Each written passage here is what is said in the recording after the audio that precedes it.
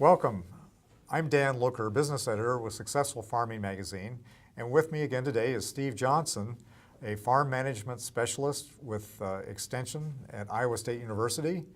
Steve, welcome. It's good to talk about a new farm bill finally, and I know some people think this is very complicated, but I guess the good news is that farmers will have a lot of time to think about this, and the sign-up may not even be until 2015, until this winter. So what we'd like to do today is just kind of do an introduction about what's in the new farm bill, what some of the new changes are. Okay. And do you want to just summarize some of the new? Yeah, let's take a look at the commodity crop side. Again, in the new farm bill, that will be over the next 5 years, 2014 to 2018.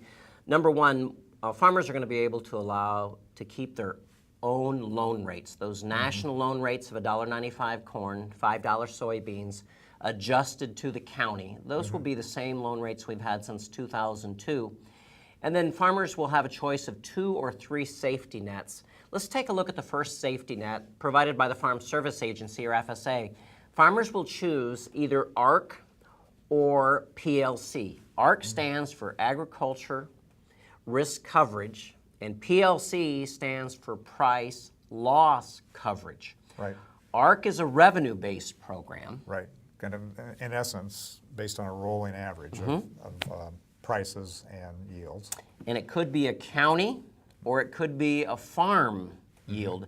Farmers will enroll by FSA farm number. As you said, we think enrollment's probably every bit of next late fall or winter. And so by FSA farm number, farmers will have a choice, ARC or PLC. PLC is price loss coverage. It's only triggered when we have a decline in national average price below a stated reference price. Right. It's something like the old countercyclical program. ARC is the old acre program, Right. and PLC is the old countercyclical program. That program will be administered by the Farm Service Agency. Again, we're every bit of 8 to 10 months before we probably have the specific rules and regulations that affect those programs. But there are 2 other safety nets that are provided by your crop insurance agent. And the big one is crop insurance. Crop insurance is funded inside this farm bill. It's Title 11, and it's a major component of the farm program safety net. And I've talked to a number of farmers who think that that's still their main revenue protection. Now, I would agree. In 2014, there won't be major changes. The changes that are coming will be in 2015. Again, many farmers might not see those changes, but we'll be able to educate them well in advance of the fall seeded crop. And then one more possible safety net, it's called SCO. It too will be provided by your crop insurance agent. Supplemental coverage option. So you will pay a premium for that. That's right. Unlike the other 2. And it will actually operate a little bit like ARC because it will use county yields. Right. But there's also another interaction. If you choose ARC, you can't receive SCO. Right, right. So let's take a look at these choices that you're making for the FSA program. Number one is county ARC, county yields. It pays 85% of the base acres on a farm. So in essence, unlike a crop insurance product, it doesn't really matter what you plant. It matters what your base is. It matters what your base is, and it depends on your county yields. So the question that I would ask, do your county yields reflect your actual farm yields? Are they that much different? And so farmers are going to use the years 2009 through 2013 to... That's a 4-year. 4, I think. It'll be a 5-year. Oh, that's right, 5. It'll be a 5-year yield. Throw out the high, throw out the low. That is the reference to OA. OA is Olympic average. MYA is marketing year average. So new acronyms, ARC, county, 85% of base acres, Olympic average county yield times Olympic average marketing year average price. Based on the most recent WASDE numbers, that would be 530 corn and 1217 soybeans. There's another choice. Farms can choose farm ARC. Right. 65% of base acres. And there are some important differences there. Some important differences. The one that you notice, first of all, one uses county yields, one uses farm yields. The other big difference is one has 85% of the base acres, the other is 65%. And Dan, I think more important is this. If you elect Farm ARC, you have to sum revenue across all commodity crops on the farm. Right. And I think when you sort that out, that possibility that maybe one crop triggers and the other doesn't might be a limitation to itself. But both ARC programs, County ARC, as well as Farm ARC, are revenue-based programs. It's a revenue trigger. The actual revenue in each of the next 5 years, 14, will look back at the yield times price over the 5-year period. Right.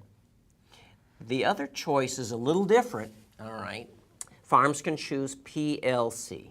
Right. Price loss coverage. It too will be at 85% of the base acres, but it only pays when we drop below specific reference prices. Right, right. And I think you've got two of them on the slide. Yeah, 370 corn and 840 soybeans. Right. So if a farmer was really pessimistic and he thought we were going to spend most of the next 5 years below 370, that's that marketing year average price for corn, and $8.40 for soybeans, I think they would be attracted to PLC. Right. I think something we should mention here too is the background of these programs.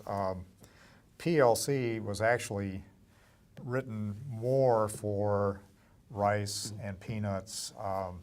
Ag economists who've looked at this have said that those reference prices are much more attractive. They're practically at the cost of production, and obviously they're not for corn and beans. And so ARC was supported by the National Corn Growers Association, the American Soybean Association, and I think so far, in talking to folks who've been active in this, farmers who've been involved in it, they're thinking that at least in the Corn Belt in the Midwest, probably more farmers will choose ARC. But we're not going to tell people what they should sign up for. But I would agree. But you know, as we head for this summer and we're working with our FSA office and asking questions about the farm program, farmers are able to update their base acres. That's an important decision. The base acres can be updated by FSA farm number using the last 4 years, but the fact is that you cannot exceed your historic base. You can't add acres. That's right. Go back to 2002 and 2003. That was the last time that we adjusted our base acres. So again, I think farmers will want to understand what are the base acres. Corn, soybeans, wheat, barley, we still have oats in some of our old base acres. You're going to get a chance to reallocate, but they cannot exceed the historic base on a farm. Right, and you might want to be looking at those reference prices for those various crops that you've grown before you decide whether you want to reallocate. Because payments aren't based on what you're growing this year, it's what you've grown in the past. Right, right. When we asked the FSA, we said, when do you think enrollment will begin? And what we heard was maybe summer. We would be ready to dialogue about base and yield updates. But because we won't have the rules and regulations likely until fall, For ARC and PLC. We don't think ARC or PLC sign-up is probably going to take place till late fall or more than likely winter, next December, January, February before you're actually signing up. Again, the decision will be a one-time choice. It's an irrevocable decision. And Dan, when I see irrevocable by a farm number, it means to me that the landlords will also be signing these documents because it is a 5-year contract with the federal government. So I think it's important that not just the operators, but the landlords be educated on this new farm program. Right. Also, I think you were going to mention that the decision, whatever it is, if you don't decide, the default is to PLC, and so you're into that program for the life of the Farm Bill through 2018. But a really important thing to know is that this farm bill applies to the 2014 crops, even if you haven't signed up yet, you'll be signing up retroactively. And if you can't, you and everybody else involved in your farm can't reach a decision, basically you're not going to get anything for 2014 if there is an ARC or a PLC payment. You're out of the program for a year. So that's why it's really important to try to get everybody on board. Yeah, and if there is an ARC or a PLC payment, those payments won't be made till a year after That's you right, harvest the yeah, crop. right. And There's uh, plenty of time. In 14, you won't know till 15. Let's just review, if we could, the ARC average prices and how did we get them. Again, we said Olympic average, marketing year average. We'll use 9 through 13. We'll throw out the high and we'll throw out the low. So we can see how we get to an estimated price that we'll use to calculate our benchmarks. And so that'll be $5.30 a bushel for corn and $12.17 a bushel for soybeans.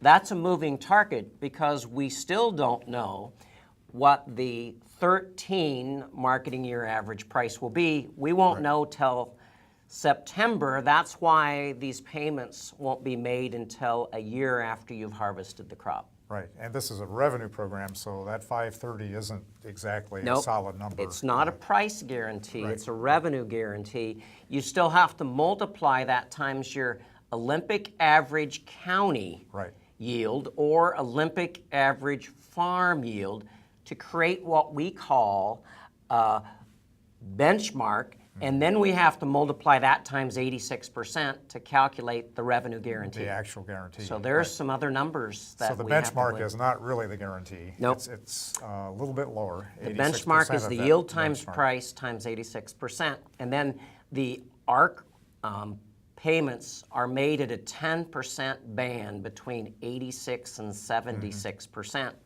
And then the PLC, of course, is strictly price. And the price reference, as we can see, is $3.70 a bushel for corn, $8.40 a bushel for soybeans, $5.50 a bushel for wheat. And so I would say we've got 8 to 10 months before we're going to have the actual sign-up. Sounds good. 8 to 10 months and quite a few numbers to mull over. Well, and the fact is that the later that we sign up, the more we'll know about the 14 yield. Yep. And the more we'll know about the 14-15 marketing year average price. This might be a program that's an advantage of signing up late as opposed to signing up too early. Sounds good. Well, lots of time to mull this over. We're going to have to do a few more videos. Right, I think so, Steve. Well, you're welcome back anytime. Thank you very much. Thank you.